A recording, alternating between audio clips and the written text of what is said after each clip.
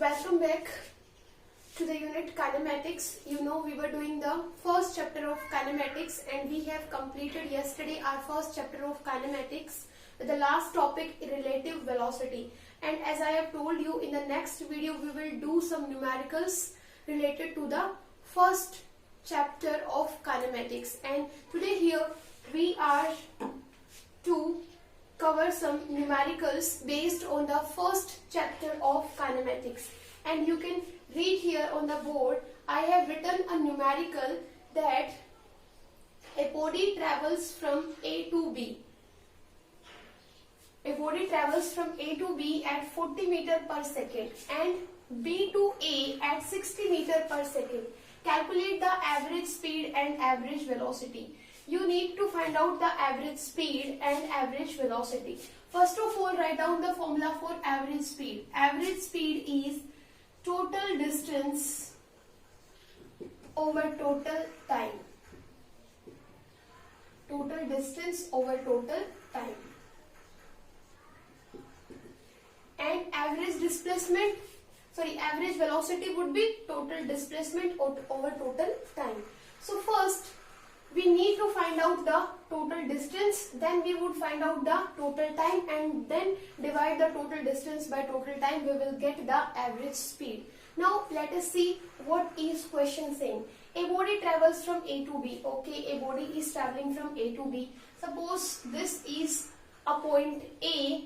From point A, body is moving towards point B. At what speed?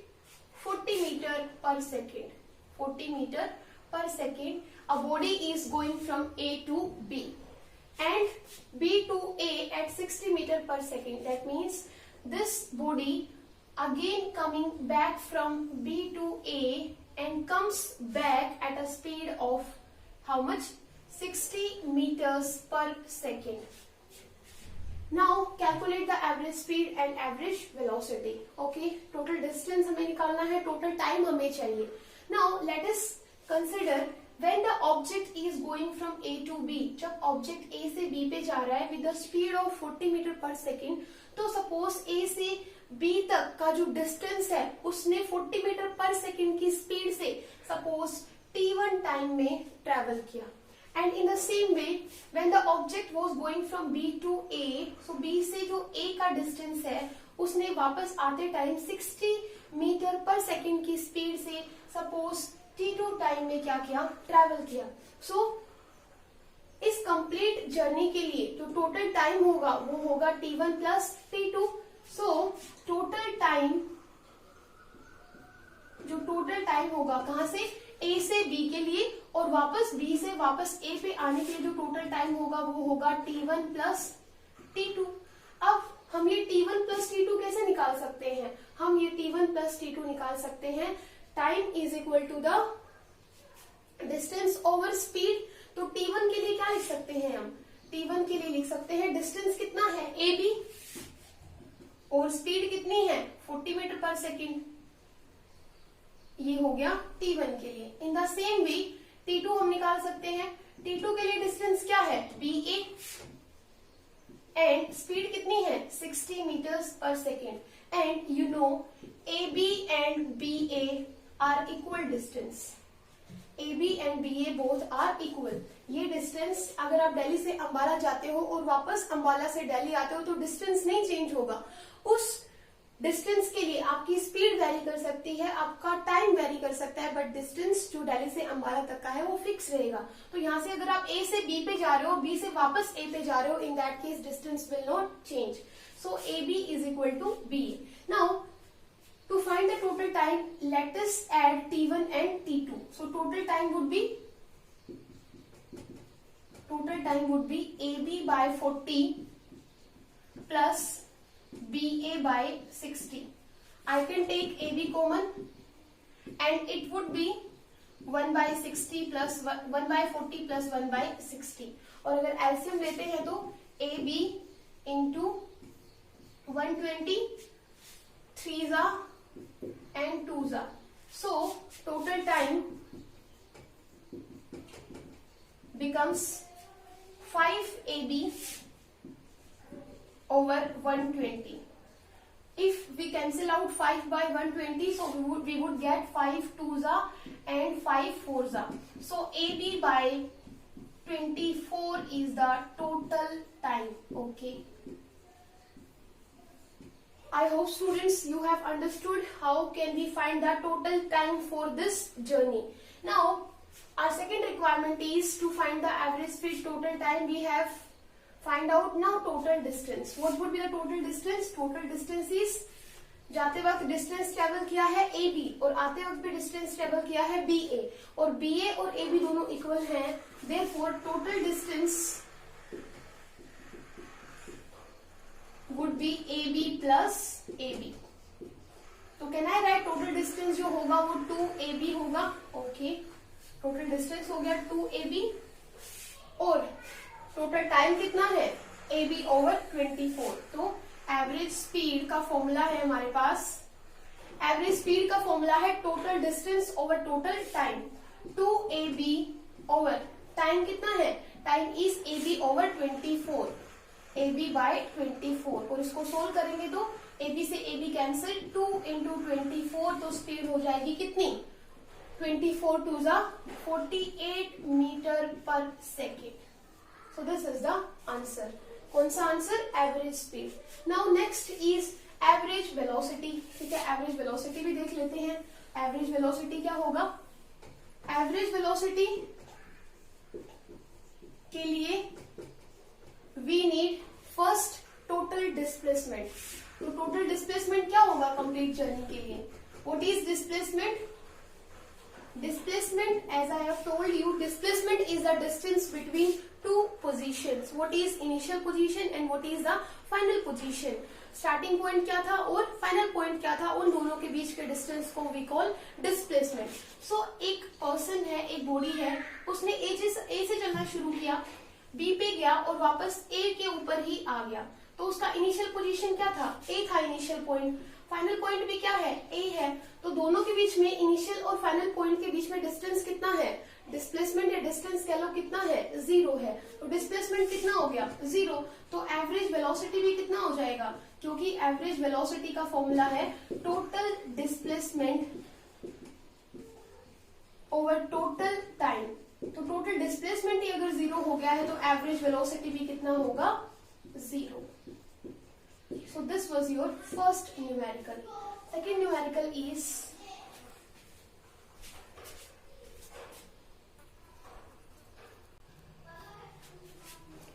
statement is in a journey a car travels at the rate of 20 km per hour.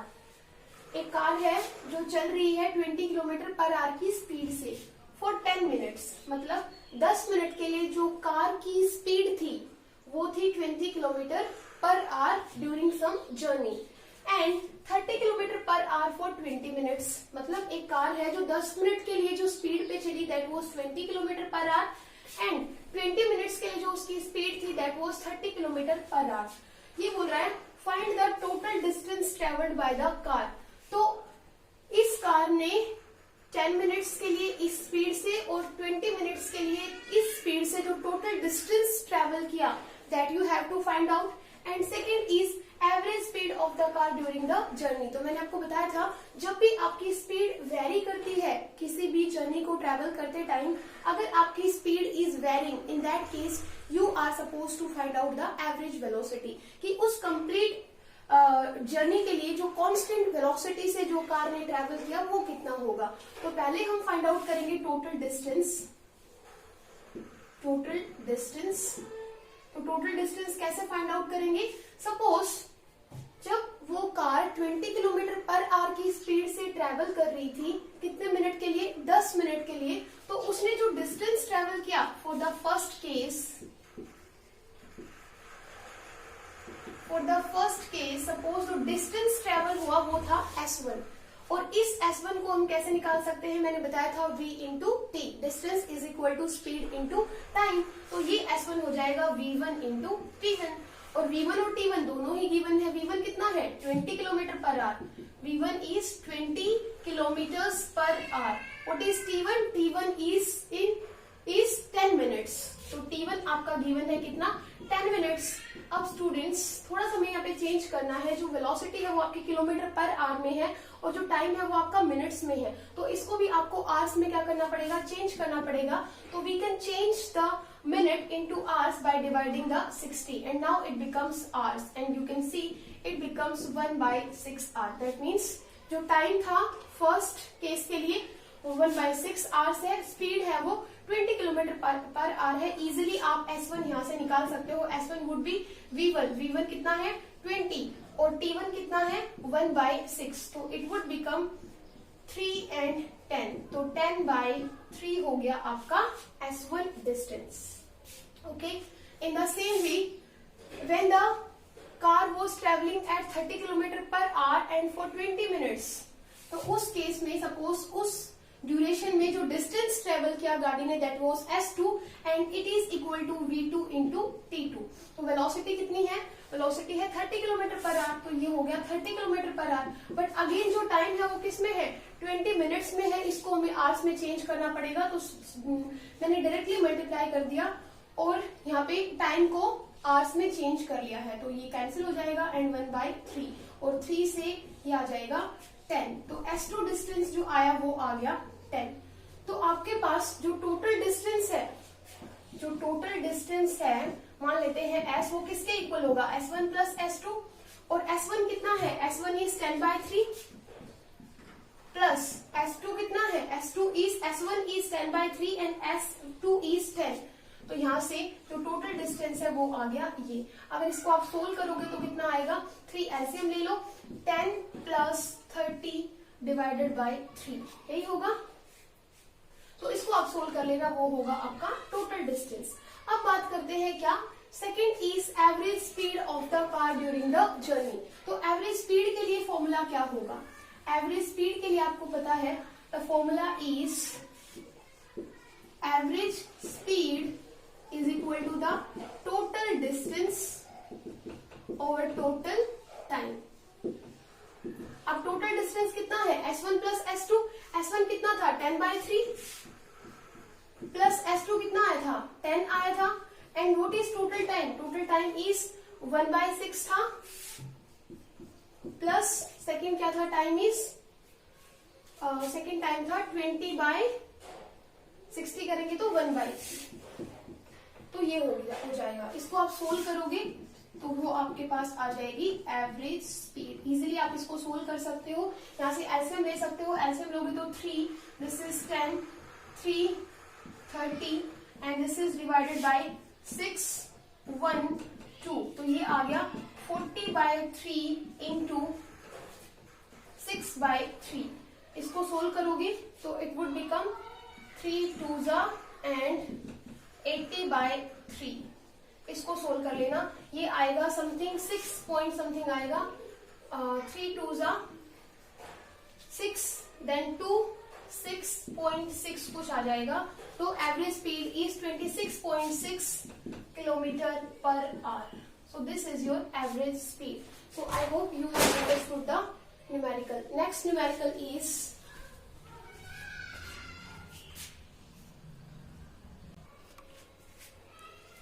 next statement is a particle moves along a circle। एक particle है जो एक circle के along क्या करता है, move करता है, of radius r। the radius of this circle is r। it starts from a से वो स्टार्ट करता है अपनी journey and moves in anti clockwise direction. This is anti clockwise direction and this is clockwise direction, but he is going from A to B, and while going A to B its direction is anti-clockwise direction। Calculate the distance traveled by the particle। हमें क्या करना है, जो particle ने जितना distance travel किया वो हमें फाइंड आउट करना है।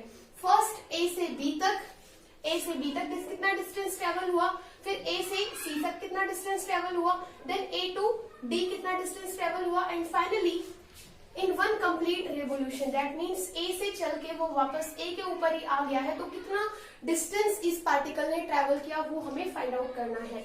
Also calculate the magnitude of the displacement in each case. तो मतलब हर केस में आपको डिस्टेंस तो फाइंड आउट करना ही है, but you have to find out the displacement as well. आपको हर केस के लिए डिस्प्लेसमेंट भी क्या करना है, फाइंड आउट करना है। So let us find out the distance and displacement for the first case. First is when the particle has traveled from A to B, तो what is the distance? You know students, जब भी कोई particle है वो circular path में travel करता है, तो जो डिस्टेंस ट्रेवल होता है, डिस्टेंस ट्रेवल्ड जो होगा वो होगा equal to the circumference of the circle and that is given as 2 pi r. तो अगर ये पार्टिकल ए से चल के वापस अगर ए तक पहुंचा होता, तो जो डिस्टेंस ट्रेवल हुआ होता पार्टिकल का वो होता 2 pi r, that mean circumference of the circle. अब जो पार्टिकल है वो ए से बी पे गया है, तो ए से बी पे गया है, तो ए से बी वाला जो ये वाला पार्ट है इतना ही लेंगे हम, और ये इस पूरे सर्कल का कौन सा, ये एक क्वाड्रेंट बनता है, मतलब फोर्थ पार्ट है। तो जो डिस्टेंस ट्रेवल होगा ए से बी में वो होगा 2 पाई आर बाय 4। ठीक है, ये हो गया distance travelled by the particle from A to B. अब क्या निकालेंगे हम, हमें ए से बी के लिए डिस्प्लेसमेंट भी निकालनी है। तो ए से बी के लिए जो डिस्प्लेसमेंट होगी वो ये होगी, और डिस्प्लेसमेंट क्या है, शॉर्टेस्ट पाथ है between the 2 point. So initial point आपका ए है, फाइनल पॉइंट आपका बी है। तो जो डिस्प्लेसमेंट होगा, displacement would be given as A B. A B का जो मैग्नीट्यूड होगा यहाँ पे वो होगा, ये भी आर है, इसको अगर हम ओ ले लें तो O A square plus O B square का root, that means O A square plus O B square का रूट हो जाएगा। ठीक है, अब आपके पास ओ ए क्या है, ओ ए भी रेडियस है और ओ बी भी रेडियस है, तो आर का स्क्वायर प्लस आर का square and it would become 2r square. तो स्क्वायर से रूट कैंसिल हो जाएगा and we are left with root of 2r, और ये हो गई डिस्प्लेसमेंट। कहां से कहां तक, ए से बी के लिए ये हो गई आपकी डिस्प्लेसमेंट। ओके, नेक्स्ट वो बोल रहा है what is the distance travelled from A to C. अब देखो ए टू सी के लिए जो डिस्टेंस ट्रेवल्ड होगा वो कितना होगा, जो सर्कमफेरेंस है पूरा सर्कमफेरेंस 2 पाई आर, उसके लिए ये हाफ सर्कल होगा, मतलब ए से सी के लिए जो डिस्टेंस ट्रेवल्ड होगा वो इस पूरे सर्कल का क्या है, हाफ है। तो पूरे सर्कमफेरेंस का हम क्या कर देंगे, हाफ कर देंगे, वही हो जाएगा distance travelled from A to C. तो distance travelled from A to C जो होगा वो होगा 2 pi r divided by 2। Okay, now what is the displacement from A to C. तो displacement from A to C, तो हम displacement के लिए ऐसे घूम के जाने वाला पाथ नहीं लेंगे, तो will take the shortest distance between the 2 points, तो हम ये लेंगे। अब आपको पता है ये आर है और ये भी क्या है, आर है, तो डिस्प्लेसमेंट कितना हो जाएगा, डिस्प्लेसमेंट हो जाएगा AC। तो थर्ड केस में डिस्प्लेसमेंट हमारे पास कितना हो जाएगा AC, और उसका मैग्नीट्यूड कितना होगा R प्लस R, तो ये हो जाएगा R plus R, that means 2R। I hope students things are getting clear to you. Third is A to D. A से चला और कहां तक पहुंच गया, D पे पहुंच गया। अब देखो स्टूडेंट्स, इस केस में आपको डिस्टेंस अगर निकालना है तो कितने क्वाड्रेंट हो गए सर्कल के, 1, 2 और 3, और एक क्वाड्रेंट के लिए जो आपके पास डिस्टेंस ट्रेवल था वो ये था। अगर इसको मैं 3 से मल्टीप्लाई कर दूं, अलग से कर देती हूँ,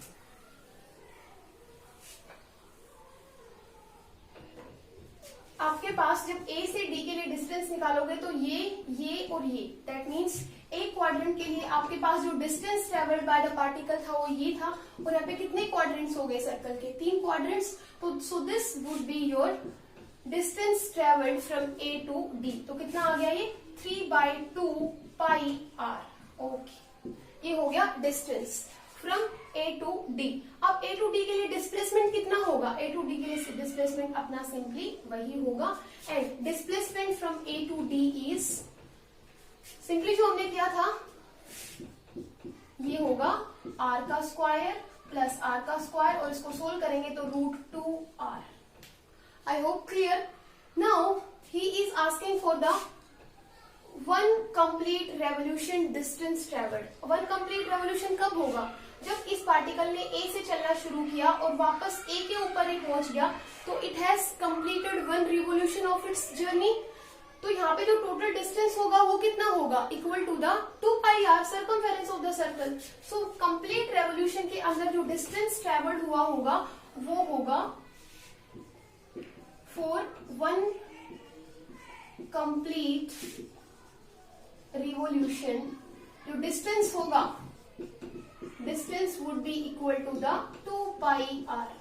और स्टूडेंट्स डिस्प्लेसमेंट क्या होगा इस केस में? डिस्प्लेसमेंट होगा, इनिशियल पॉइंट भी वही है, यहीं से चलना शुरू किया, ऐसे गया और वापस यहीं पे चल के आ गया, तो इनिशियल पॉइंट भी वही है, फाइनल पॉइंट भी वही है। तो जब दोनों ही पॉइंट्स, इनिशियल पोजीशन और फाइनल पोजीशन एक ही पॉइंट पे आ जाए तो उस केस में जो डिस्प्लेसमेंट होगा वो कितना होगा? 0। सो this is the next numerical.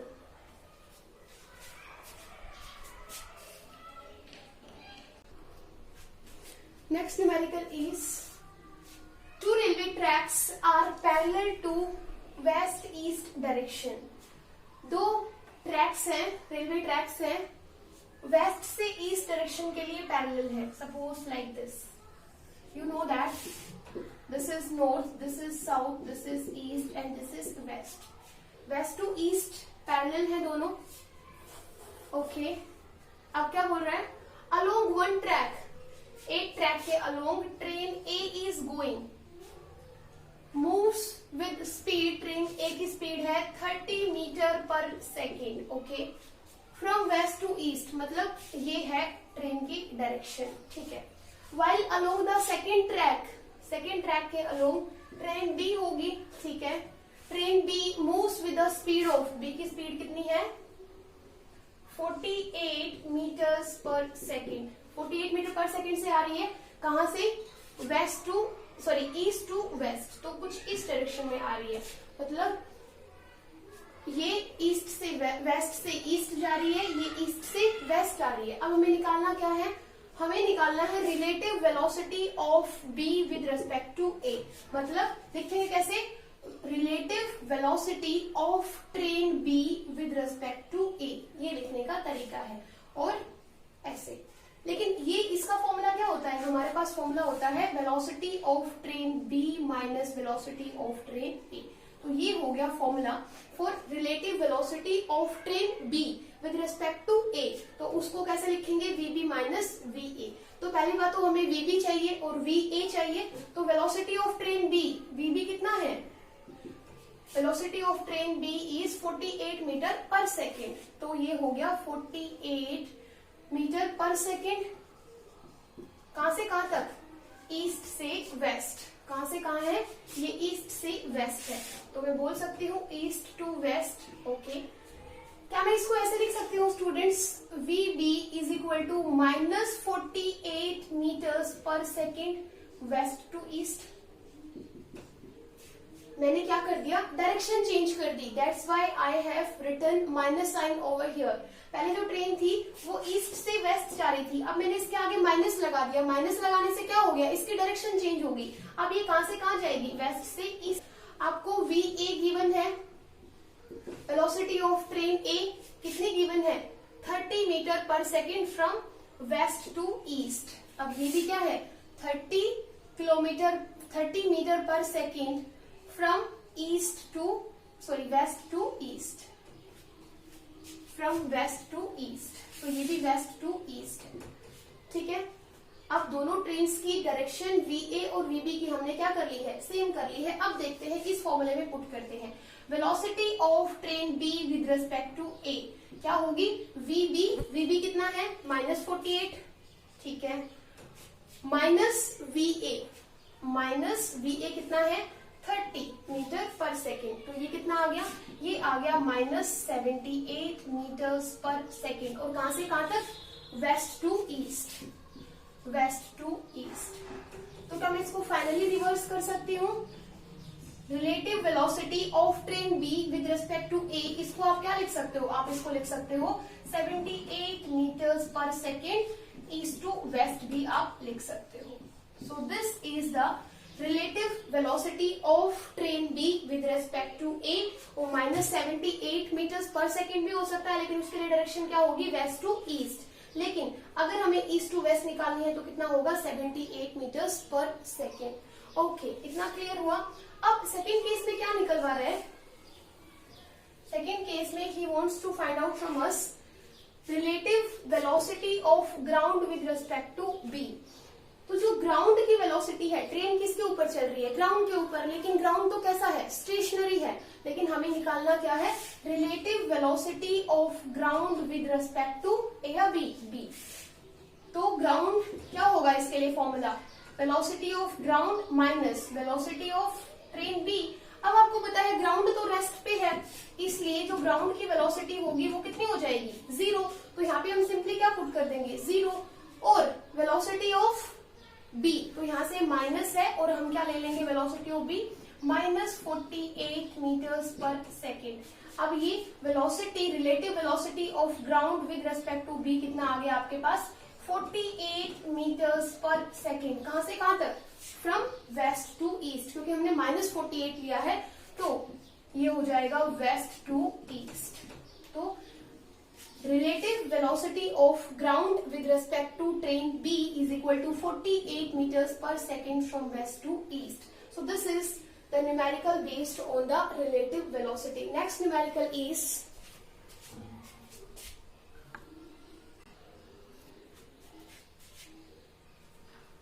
Next numerical is a car A is moving at 60 km per hour on a straight road. एक straight road है जिसके ऊपर एक कार A मूव कर रही है with the speed of 60 km per hour. Is ahead of car B.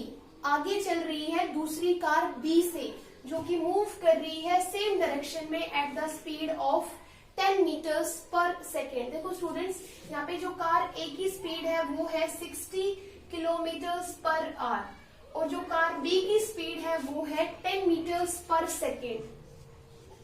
ठीक है, और आपको निकालना क्या है, वेलोसिटी निकालनी है।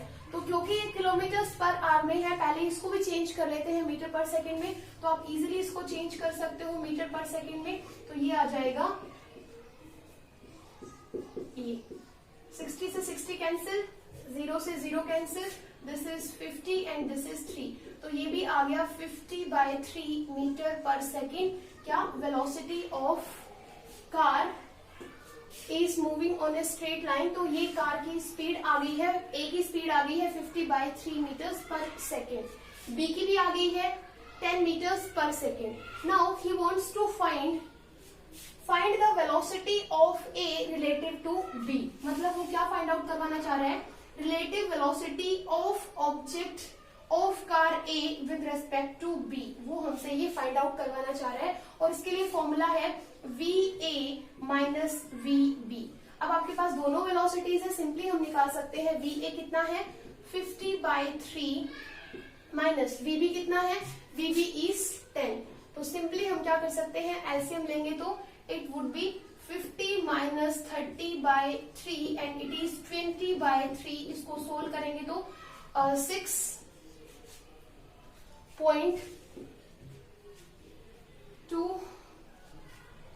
6.67 कुछ आ जाएगा मीटर पर सेकेंड। सो ये आ गई relative velocity of car A with respect to B.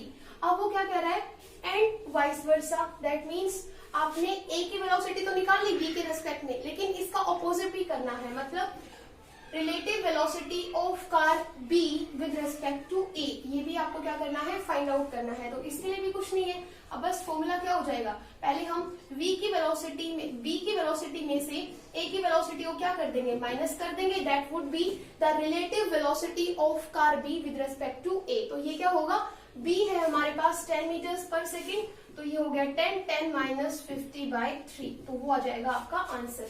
यहाँ पे जो आंसर होगा वो होगा माइनस में, ये हो गया 30 माइनस 50, तो ये हो जाएगा -20/3, दैट मीन्स -6.67 मीटर्स पर second. So this is the answer. Next question है हमारे पास एक, वो है Delhi is at a distance of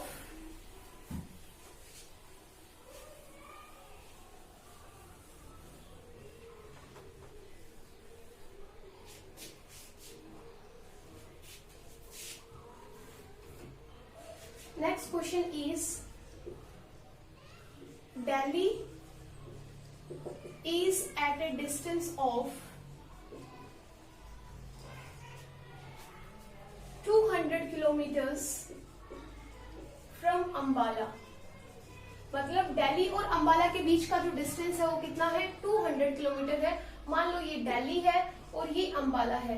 Delhi और अंबाला के बीच का डिस्टेंस कितना हो गया, 200 किलोमीटर। ठीक है, आगे क्या बोल रहा है, A sets out from Ambala.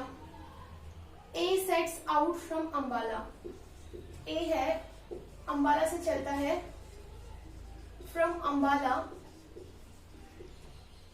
At a speed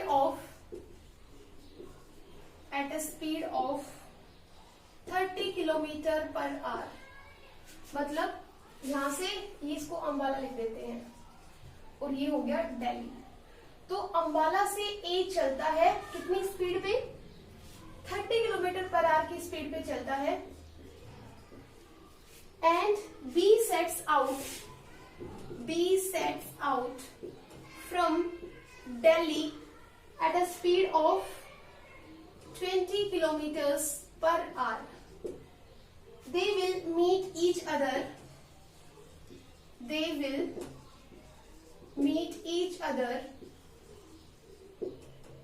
after a time of